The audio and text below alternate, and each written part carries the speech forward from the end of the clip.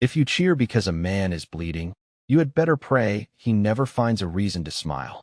The words came from an old earth boxing coach sitting quietly in the front row, and almost nobody heard him over the roar of the crowd. Almost. Across the Grand Crucible Arena, more than 80,000 spectators were already on their feet, stomping, shouting, and chanting the name of the undefeated champion. Above them, hundreds of floating cameras streamed every second of the fight to billions of viewers scattered across the galactic dominion. Giant holographic banners flashed one message over and over. Kaylor Voss, 21 years, undefeated. The alien champion stood beneath the blazing white lights without a trace of exhaustion. Nearly 7 feet tall, broad-shouldered, and wrapped in polished silver combat armor, he looked exactly like the hero every world expected. His breathing was calm. His posture never shifted. Every movement carried the confidence of someone who had never once questioned the ending of a fight. A few feet away, Ryan Mercer pushed one knee against the arena floor and slowly lifted his head. Blood trickled from a small cut above his eyebrow, slid across his cheek, and landed on the polished black stone beneath him. The crowd noticed immediately. Cheers became louder. A commentator's excited voice echoed through the arena. There it is. The human is finally breaking. Kaylor looked down at him with the kind of smile reserved for someone who believed the story had already ended. He's bleeding, the champion said with a quiet laugh that the arena microphones carried perfectly. This is why your people never belonged here. Laughter rolled through thousands of seats. Even several alien dignitaries sitting in the executive gallery exchanged amused looks. Humans had surprised the galaxy by reaching the championship match, but surprises were supposed to end eventually. This, everyone believed, was that moment. Ryan rested one hand on the floor and took a slow breath. His ribs ached. His shoulders felt heavy. Every instinct told him to stay down for another second. Instead, he wiped the blood away with the back of his glove and looked directly into Kaylor's eyes. Then he smiled. It was not the reckless grin of someone who had lost his mind. It was small, calm, almost relieved. The noise inside the arena faded, not because the audience stopped talking, but because confusion spread faster than excitement. The commentators stumbled over their own words. Did the human just smile? One of the judges leaned closer to another official. Is he trying to provoke him? Nobody understood it. Not the crowd. Not the cameras. Not even Kaylor. The champion frowned for the first time all evening. Ryan slowly stood to his full height, rolled one shoulder, and adjusted the tape around his right wrist as casually as someone getting ready to start a long workday. His breathing steadied. His heartbeat settled. Across the arena, Earth supporters who had remained silent through most of the fight looked at one another with cautious hope. They had seen that smile before. Marines who had served beside Ryan had seen it during impossible training exercises. Firefighters back home had seen it when collapsing buildings trapped families inside. His younger sister had once described it as the smile he wore whenever everyone else thought things were getting worse, while he quietly realized they were finally going according to plan. Kaylor took one slow step forward. What exactly is so funny? Ryan met his stare without raising his voice. You finally stopped fighting the way you practiced. The champion's confident expression hesitated for less than a second, but the hesitation was real. For the first time in more than 2 decades, the undefeated hero of the Dominion realized he was no longer looking at an injured opponent. He was looking at a man who had been waiting for this exact moment since the opening bell. 3 days earlier, Ryan Mercer had not looked like the kind of man anyone would bet on to represent an entire planet. He stood alone inside a modest training room beneath the human embassy on Prime Station, wrapping fresh athletic tape around his hands while an old industrial fan rattled in the corner. The room smelled like rubber mats, machine oil, and black coffee that had been sitting too long. Coach Daniel Brooks leaned against the doorway with his arms folded. He had trained professional fighters back on Earth before retiring, and there was very little that still impressed him. He watched Ryan finish another round of footwork before finally speaking. You know, they could have picked somebody younger. Ryan nodded without looking up. They could have. Somebody bigger. Probably. Somebody with more trophies. Ryan smiled faintly. Definitely. Brooks let out a quiet laugh. Then why you? Ryan tightened the tape around his left wrist before answering. Because everybody else wanted to prove they were stronger. He stood, rolled his shoulders, and picked up a bottle of water. I just want to come home. That answer stayed with Brooks long after the practice ended. Most competitors dreamed about fame. Ryan talked about getting back to Denver in time to help his sister finish rebuilding their father's garage before winter. The championship was never his life. It was simply the job standing between him and home. Outside the embassy, the city never slept. Alien visitors from hundreds of civilizations filled the streets beneath glowing towers and floating transit lanes. Everywhere Ryan went, people recognized the Earth insignia on his jacket. Some stared with curiosity. Others smiled politely. A few openly laughed. A pair of young spectators standing near a food stand watched him pass. "That is the human?" one asked. "He looks ordinary." His friend shrugged. "Exactly why he will lose." Ryan heard every word. He kept walking. Brooks glanced over. "You are really not going to answer that?" Ryan shook his head. "If I spend all day correcting strangers, I will never finish what I came here to do." That was the part outsiders never understood. Ryan was not ignoring the insults because they did not matter. He ignored them because they changed nothing. Back inside the training center, Ambassador Helen Carter arrived carrying a tablet full of briefing notes. "The Dominion Council requested another interview," she said. "They want to know why Earth selected you." Ryan raised an eyebrow. "Tell them the truth." "Which truth?" she asked. Ryan picked up his duffel bag. "That Earth did not send its strongest man." Carter looked confused. "Then what did we send?" Ryan zipped the bag closed before answering. "The one most comfortable being underestimated." Later that evening, the tournament released the official predictions. Every analyst chose Kaylor Voss to win. Some predicted the fight would end within minutes. One commentator laughed while reviewing Ryan's military record. "He survived difficult assignments on Earth. That is admirable. But surviving is not the same thing as defeating a champion." Brooks switched off the broadcast before Ryan could hear the rest. "You want me to turn it back on?" he asked. Ryan shook his head. "No, does it bother you?" Ryan looked through the embassy window toward the distant arena glowing against the night sky. "No," he answered quietly. "Predictions have never broken a bone. Overconfidence has." Brooks noticed something then that he had seen only a handful of times during his career. Ryan was not preparing for a fight. He was studying people. Every interview, every celebration, every public appearance by Kaylor revealed another habit, another routine, another tiny piece of confidence that had slowly become certainty. Ryan did not need the champion to make a big mistake. He only needed him to repeat the same, small one long enough. By the time the tournament reached its final match, Kaylor Voss had become more than a champion. He was a symbol. Children across the Dominion wore silver jerseys with his crest. Military academies studied recordings of his victories. News anchors introduced him as the living standard every warrior should aspire to become. His record stretched across 21 years without a single official defeat, and every opponent had entered the arena believing they had discovered the one weakness everyone else had missed. They all left disappointed. During the official weigh-in, reporters crowded around Kaylor as flashes from hundreds of cameras lit the press hall. One journalist asked, "Do you expect the human to surprise you?" Kaylor answered without hesitation. "Every challenger believes effort can replace superiority. They all discover the difference eventually." Laughter filled the room. Another reporter asked whether he had studied Ryan's previous matches. Kaylor barely glanced toward the far side of the hall, where Ryan quietly signed the required paperwork. "I watched enough," he replied. "Humans work hard. I respect that. Hard work simply does not overcome natural limits." Across the room, Ryan handed back the electronic pen and thanked the tournament official. He never looked toward the interview stage. Coach Daniel Brooks walked beside him as they headed toward the exit. "He is giving you free motivation," Brooks said. Ryan shrugged. "Motivation is temporary. Then what lasts?" Brooks smiled. Ryan thought about it for a second. "Habits." That evening, the Dominion Sports Network aired a special documentary celebrating Kaylor's career. They replayed victory after victory, praising his perfect balance, flawless timing, and unmatched confidence. Analysts discussed his speed, his reach, his discipline. One expert confidently declared, "The only question tomorrow is how long the human survives."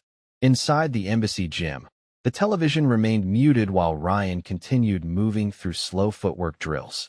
Every few minutes he stopped, closed his eyes, and replayed moments from Kaylor's previous matches entirely from memory. Brooks finally spoke.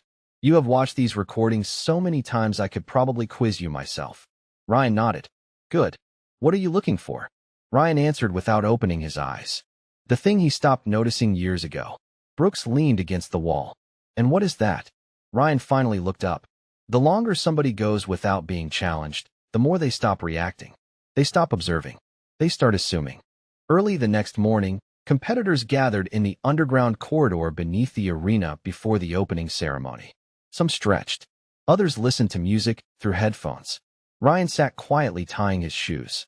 Across the hallway, Kaler and his coaching staff laughed while discussing post-match interviews and sponsorship appearances.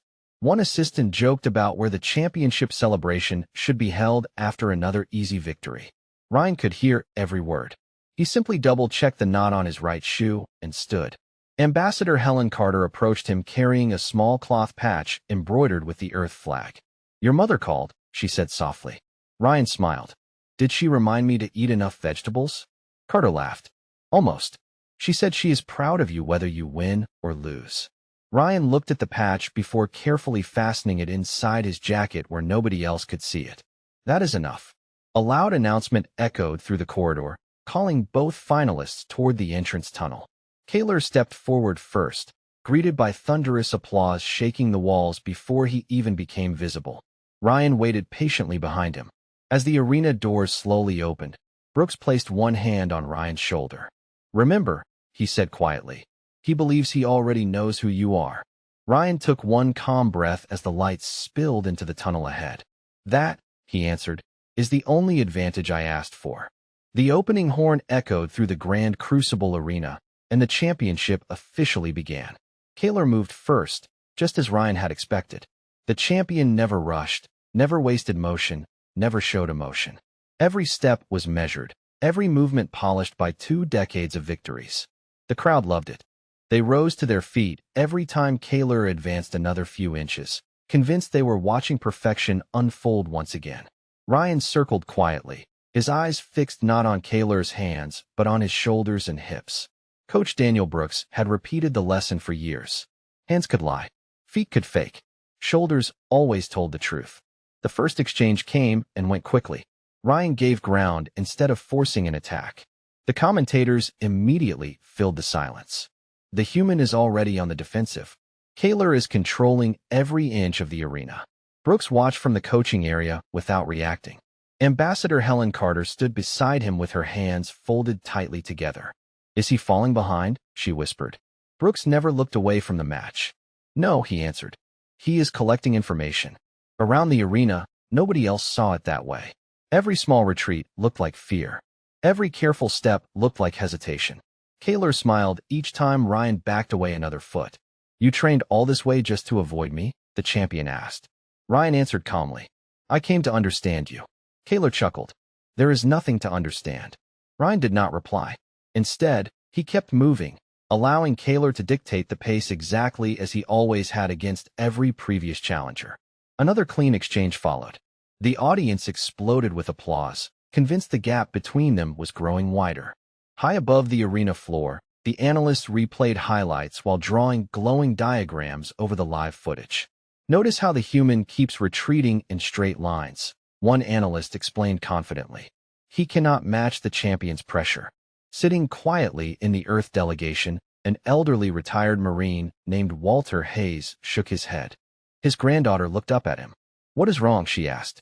Walter smiled without taking his eyes off the arena. "He is not retreating." "Then what is he doing?" "He is measuring." Back on the arena floor, Ryan noticed something else. Every time Kaler finished a combination, he reset his stance the exact same way. Left foot first. Slight turn of the shoulders. Brief shift of weight onto his back leg. Less than half a second. Invisible to almost everyone.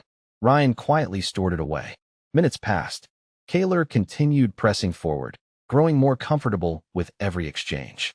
He stopped testing Ryan and started performing for the crowd. He glanced toward the cameras after landing another clean sequence. The audience rewarded him with thunderous cheers. Ryan heard them too. None of it mattered. His breathing stayed even. His heartbeat never rushed. He reminded himself of long hikes through the Rocky Mountains with his father years earlier. Slow is smooth. His father always said whenever Ryan tried to hurry uphill, "Smooth gets you home." Kaler suddenly laughed. "You still think you can win this?" Ryan looked directly at him. I think you have shown me enough. For the first time since the opening bell, Kaler frowned. Enough of what? Ryan adjusted his footing by a few inches. Enough habits. The champion dismissed the comment with another confident grin, but he unknowingly repeated the same reset one more time. Left foot. Turn. Shift. Exactly the same. Brooks noticed it immediately. So did Walter Hayes. Two men from completely different generations exchanged the same quiet smile from opposite sides of the arena. Ryan was no longer trying to survive the champion. He had finally begun reading him. Ironically, the first real change in the fight was so small that almost nobody noticed it. The crowd kept cheering. The commentators kept praising Kaler's flawless control.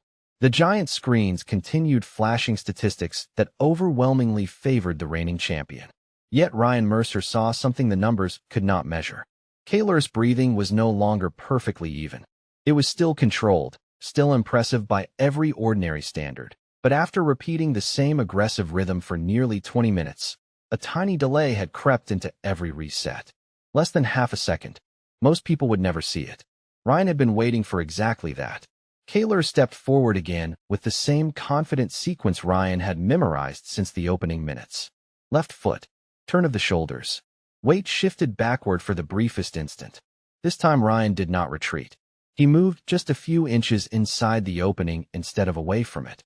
The audience gasped as the distance between them disappeared much faster than anyone expected.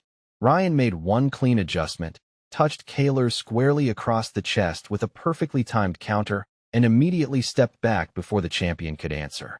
It was not dramatic. It was not flashy. It was simply precise. But precision was enough. Kaler's right foot slid backward almost 6 inches before he caught his balance. Silence rolled through the arena like a wave. The commentators stopped talking in the middle of a sentence. One of the judges leaned forward to confirm what he had just witnessed on the replay monitor. Did the champion just give ground? Someone whispered in the broadcast booth. Brooks smiled for the first time all evening. There it is, he said quietly. Ambassador Helen Carter looked toward him. That was not enough to win. Brooks nodded. No, it was enough to introduce doubt. Across the arena, Kaler straightened his posture as though nothing unusual had happened, but something inside him had shifted. For 21 years, opponents had reacted to him. They adjusted. They panicked. They defended. Ryan had done something different. He had interrupted Kaler's rhythm without forcing a reckless exchange. It felt unfamiliar, and unfamiliar things demanded attention. The champion narrowed his eyes. Lucky timing, he said. Ryan slowly shook his head. No such thing. Kaler smiled again, although it looked slightly less certain than before. You think one moment changes anything? Ryan answered with the same calm voice he had used throughout the match. No, but moments become patterns. Around the arena, analysts hurriedly rewound the replay over and over. Every angle showed the same result. Ryan had not overpowered Kaler. He had simply arrived at the exact place where the champion always believed nobody would be standing. In the Earth delegation, Walter Hayes quietly folded his arms. His granddaughter looked up at him again. Is this where everything changes? Walter thought for a moment before answering. No, then why are you smiling? He nodded toward Ryan. Because Kaler is about to stop fighting his opponent.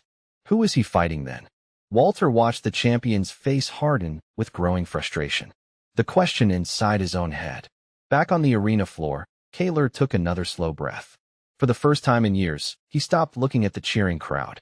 He stopped listening to the commentators. His attention narrowed completely onto the quiet human standing across from him. Ryan noticed it immediately. The champion had finally abandoned his performance. Now the real contest could begin. The arena no longer sounded the way it had at the beginning of the match. The cheers still came in waves, but now they carried uncertainty. Every spectator had witnessed the same exchange, and no matter how they tried to explain it away, one uncomfortable fact remained. Kaler Voss had been forced to adjust. It had only happened once, but once was enough to plant a question that refused to disappear. Ryan Mercer stood quietly near the center of the arena, rolling his shoulders as though he had just finished another routine training round back home, instead of facing the greatest champion in the Dominion. The small cut above his eyebrow had dried, leaving a thin crimson line across his temple. Earlier, the audience had seen it as proof that he was fading. Now it looked different. It looked like evidence that he had endured everything the champion had offered, and was still standing. Kaler slowly circled him, studying every movement. "You planned that," he said. Ryan nodded once. "Yes. You let me believe you were falling behind." Ryan answered honestly. "I needed you comfortable." The champion frowned. "Comfortable?" Ryan looked around the arena for a brief second before returning his eyes to Kaler. People stop checking the map when they think they already know the road. Those words lingered longer than either man expected. Even the nearest cameras captured the slight hesitation crossing Kaler's face. It was gone almost immediately, but not before millions of viewers saw it. In the broadcast booth, one veteran analyst quietly removed his headset. "We have been asking the wrong question all night," he said. His younger co-host looked confused. "What do you mean?" The analyst pointed toward Ryan. "We kept asking whether the human could survive the champion." He paused before finishing his thought. "We never asked whether the champion had prepared for someone willing to lose small moments on purpose." Down in the Earth coaching corner, Daniel Brooks crossed his arms with quiet satisfaction. Ambassador Helen Carter watched Ryan carefully. "He has been giving away ground for almost the entire match," she said. Brooks nodded. "Because ground is cheap." "Then what is expensive?" Brooks smiled. "Attention." Back on the arena floor, Kaler launched another measured advance, but something fundamental had changed. Earlier he attacked from instinct, trusting habits refined over decades. Now every movement carried a fraction of hesitation. He checked his footing twice before committing. He looked for traps that had never existed against any previous challenger. Ryan noticed immediately. The champion was no longer fighting naturally. He was thinking. Ryan remembered something his father had taught him during long fishing trips in Colorado. The hardest fish to catch is the one that does not know you are there. The easiest fish to catch is the one that starts chasing every ripple. Ryan almost smiled at the memory. Kaler was chasing ripples now. "Why are you smiling again?" the champion asked. Ryan answered softly. "Because you finally changed." "Changed?" "You stopped trusting yourself." For the first time all evening, Kaler did not answer right away. The silence between them stretched only a few seconds, but inside that silence lived something far more dangerous than fatigue. Doubt. Around the arena, spectators who had mocked Ryan earlier found themselves leaning forward instead of laughing. The giant prediction board still favored Kaler by a wide margin, yet nobody seemed interested in the statistics anymore. They were watching faces instead of numbers. They saw confidence slowly giving way to frustration. They saw patience meeting pride. And although the scoreboard had barely moved, the emotional balance of the fight had shifted completely. Ryan took one slow breath and settled back into his stance. The plan he had built over months was finally reaching the point where preparation would give way to opportunity. All he needed now was for Kaler to forget one lesson that undefeated champions often learn too late. The moment pride begins making decisions, discipline quietly leaves the room. Kaler Voss had spent more than 2 decades ending fights by forcing opponents to react to him. That rhythm had become as natural as breathing. Now, for the first time anyone could remember, he was the one reacting. The realization irritated him far more than he wanted to admit. He took another slow step forward, refusing to show frustration, but Ryan Mercer noticed the difference immediately. Kaler's shoulders were tighter. His jaw stayed clenched a little longer after every exchange. Tiny details, almost invisible, yet they told the entire story. Ryan had seen the same look before. Young Marines wore it during advanced survival courses when their perfect plan stopped working. It was not fear. Not yet. It was the uncomfortable feeling of losing certainty. The arena had grown strangely quiet. Even the commentators lowered their voices as though they sensed something important was about to happen. "The champion is slowing the pace," one of them observed. "That is unusual." His partner nodded. "He is thinking instead of flowing." Ryan took one relaxed breath and let the silence settle between them. Kaler finally broke it.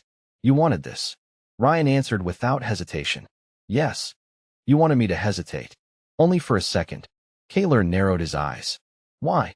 Ryan's expression remained calm. "Because a second is all anyone ever gets." Those words lingered in the air as Kaler advanced again. This time the champion abandoned his usual rhythm.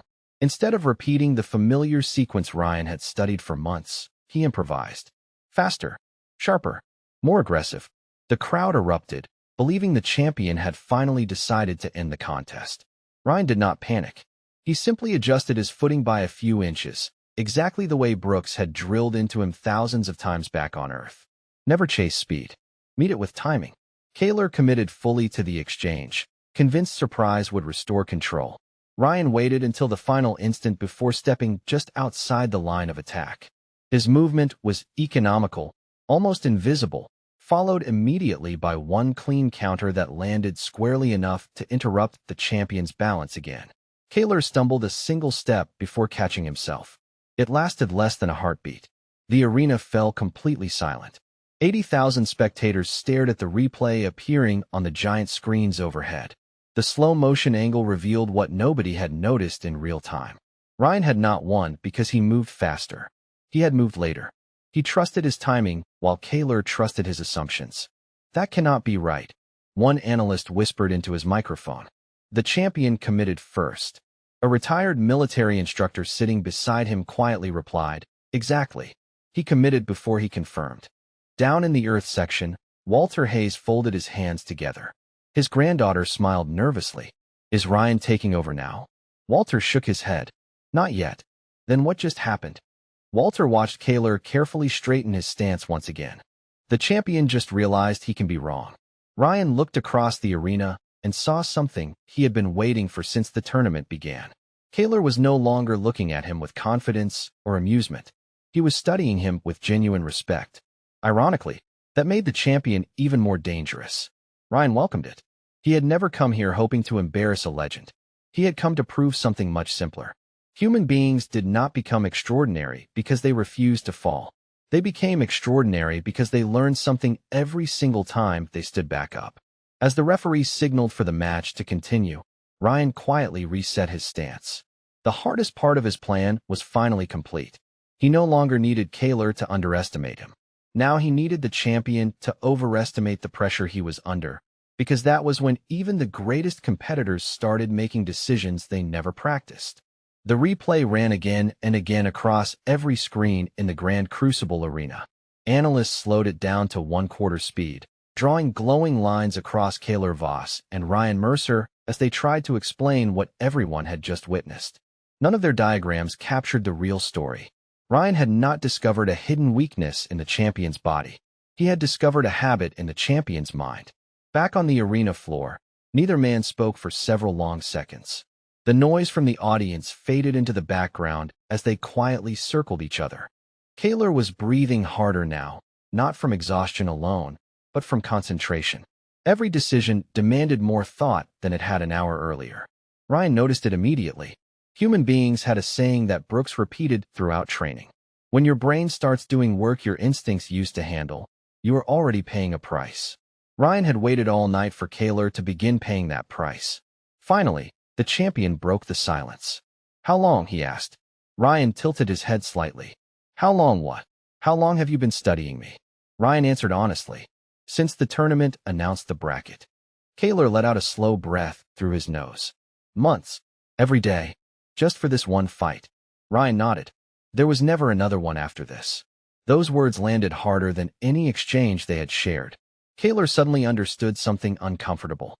Ryan had built months of preparation around a single opportunity, while he had approached the match as another routine defense of a title he had carried for years. One man had protected a legacy. The other had invested everything into earning one chance. Up in the executive gallery, several council officials quietly watched the conversation instead of the scoreboards. One elderly delegate folded his hands together. "We misunderstood the humans," he murmured. Another official looked puzzled. "Because they fight differently?" The old delegate slowly shook his head. "No, because they prepare differently." In the Earth section, Ambassador Helen Carter smiled for the first time since the opening ceremony. Brooks noticed. "You finally relaxed?" She laughed softly. "Not exactly." "Then why are you smiling?" She looked toward Ryan. "Because he finally forced them to ask questions instead of making assumptions." Around the arena, the audience had changed as well. Earlier they cheered every move Kaler made. Now every small adjustment from Ryan drew just as much attention.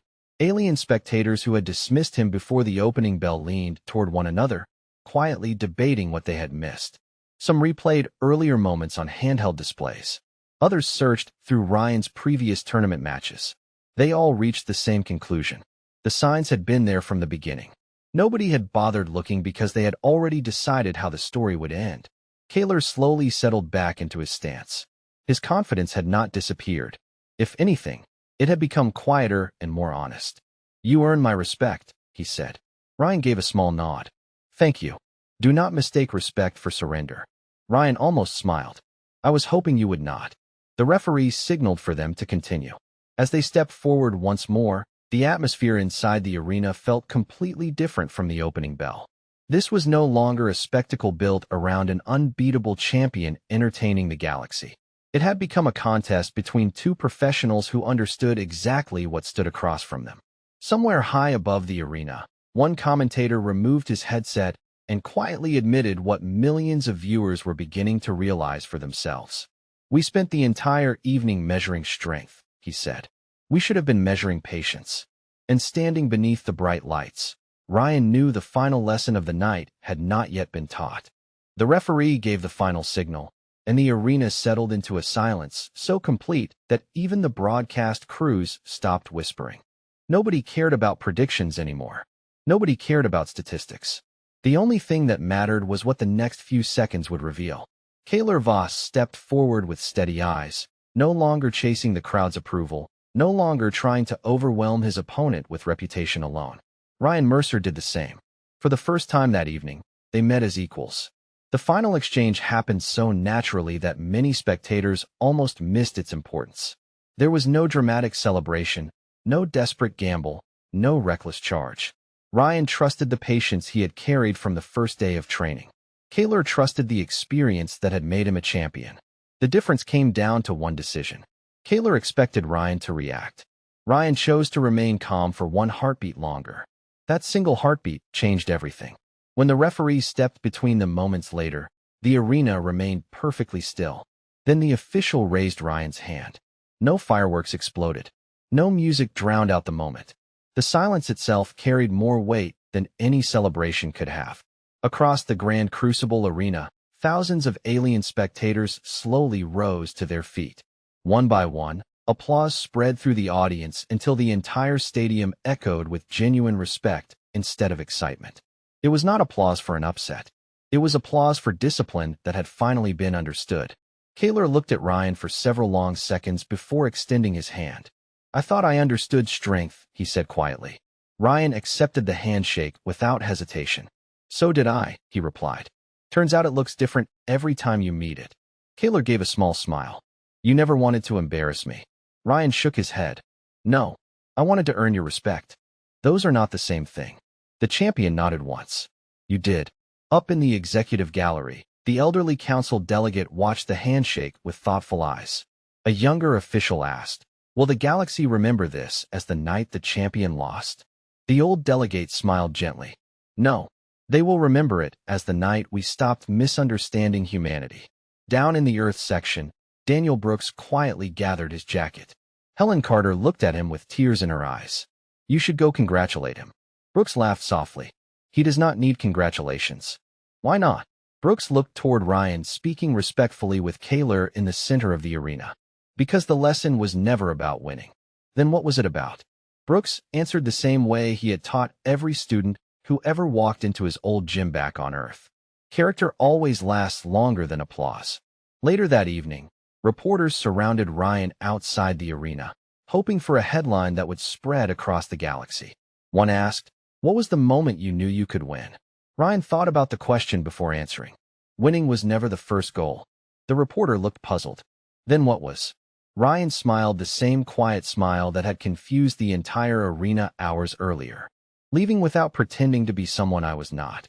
The next morning, every major network replayed the match, but the clip people shared most was not the referee raising a hand or the final score. It was the moment two competitors stood face to face, shook hands, and chose respect over pride. Years later, children across dozens of worlds would hear the story and remember one simple lesson. Never judge someone by the moment they appear tired, wounded, or overlooked, because the strongest people are often the ones who spend the least time trying to prove it.